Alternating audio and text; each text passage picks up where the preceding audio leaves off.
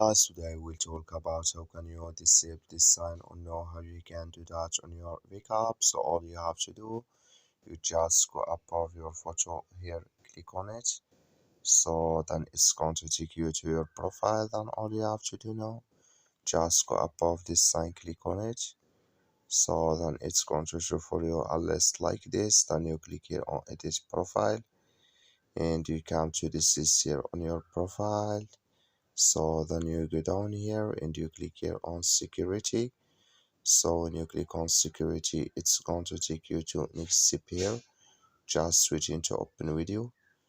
So then all you have to do, it's going to open video like this. You go down and you come here to protection from sub user apps. You click in this sign or this color, like, and you click here on disable.